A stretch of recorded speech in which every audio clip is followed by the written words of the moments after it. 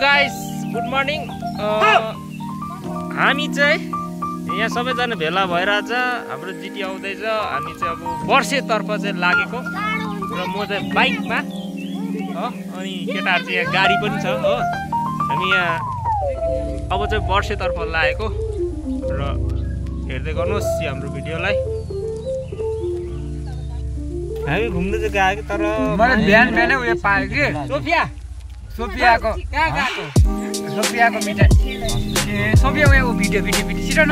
काकाले चाहिँ फेरि सोफियाको मिठाई खाइदियो कि यसमा चाहिँ सोफिया चार फेरि हो सुपर स्टार लाएर एसपी नाइकको अगाडि। हेलो गाइस, हामी चाहिँ रिन्चेपको क्रस गरिसक्यो। अच्छा हेलो हेलो, अघि हाम्रो जिटी दिएको छैन, अहिले चाहिँ जिटी पनि आएको छ। म पक्रिदिन्छु कहिले। ए हाम्रो राज हाम्रो राज पनि छ हाम्रो साथमा हो। आज चाहिँ हामी गइरहेको छौँ वर्षेतर्फ गइरहेको छौँ र यहाँ हामी चाहिँ गाडीमा छौँ। अहिले हामी रिन्चेपुङमा छौँ अनि स्टार्ट गरिरहेको छौँ यो भ्लगलाई। अनि भरे तपाईँहरूले देख्न सक्नुहुन्छ कि आज हामी सम्पूर्ण वर्षेको तपाईँहरूलाई देखाउने छौँ। ओके, हेर्दै गर्नु होला हाम्रो भिडियोलाई।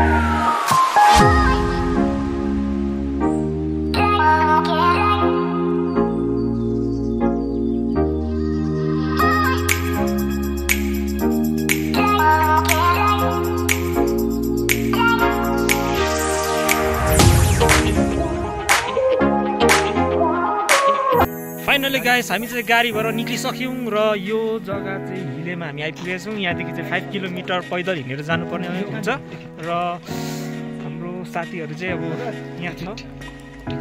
टिकट यहाँ होइन हो। र हाम्रो यहाँ हाम्रो राज बुबु पनि छ।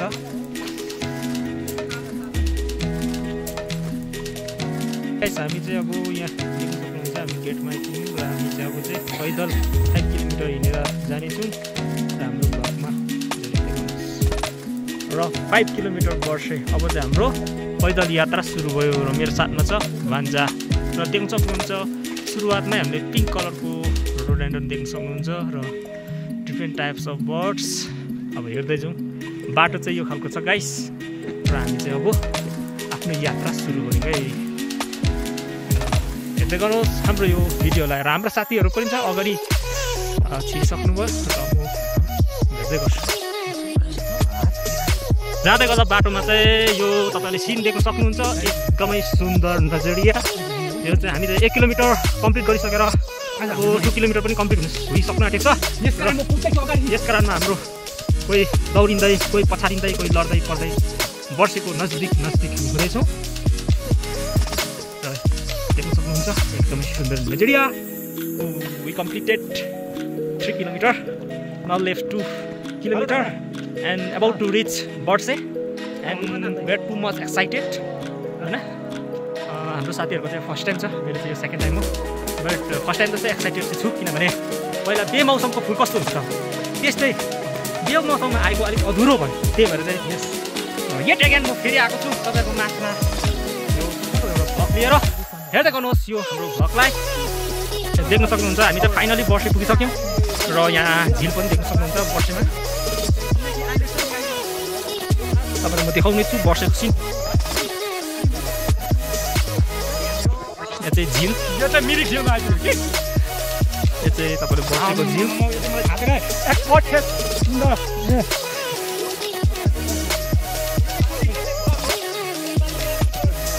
धेरै धेरै मान्छेहरू घुम्नु आउँछ। यो चाहिँ अहिले चाहिँ मेन सिजन लागेको छ बर्सेको। यसलाई चाहिँ हामीले एट बर्से रोडोडेन्ड्रन सेन्चुरी भनेर चिनिन्छ। तपाईँहरू पनि घुम्न सक्नुहुन्छ यो समय अप्रिल।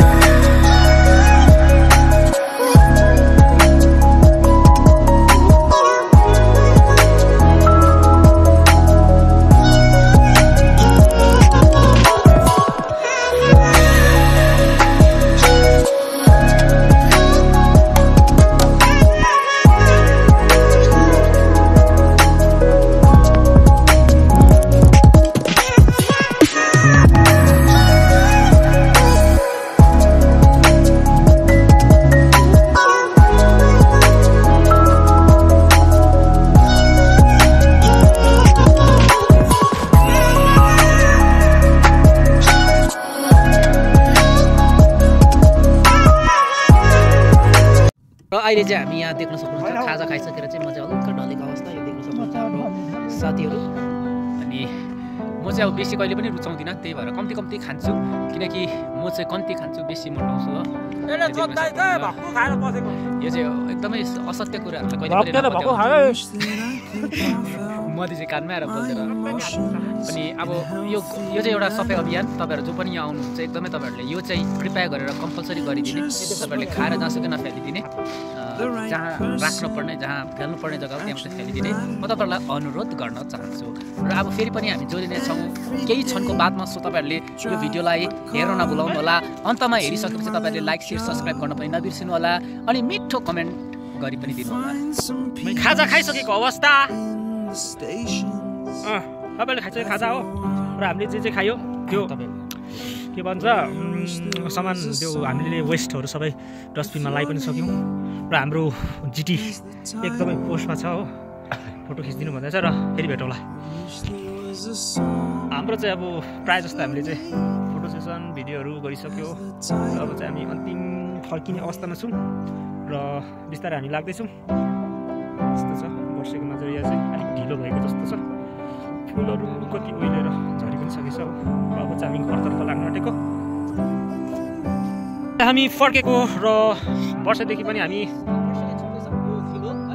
सबै वर्षेको गुराँसहरूलाई पनि बाई बाई भन्दै यो झिललाई पनि बाई बाई भन्दै हामी चाहिँ अब घरतर्फ लागेको गाइस हो। र हेर्दै गर्नुहोस् हाम्रो यो ब्लगलाई। अब भने हामी घरतर्फ लागेको, किनभने टाइम भन्नुपर्दा तपाईँको अहिले 3 बजे छ हो।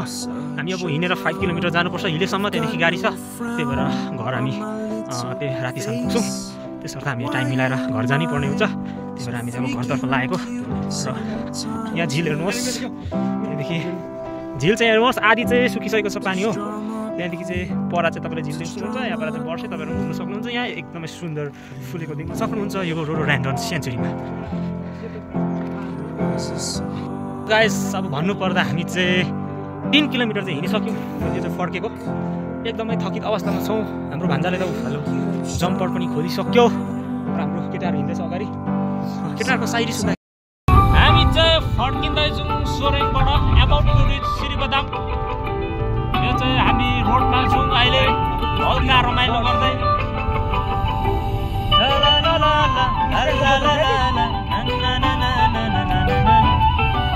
के छ भन यो हावाहरूमा कि मन त्यसै उडी जान्छ।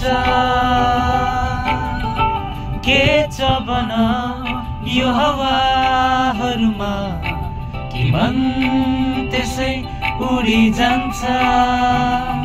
नीला नीला आकाश फैलिएर अङ्गालो हालिन्छ लाग्छ।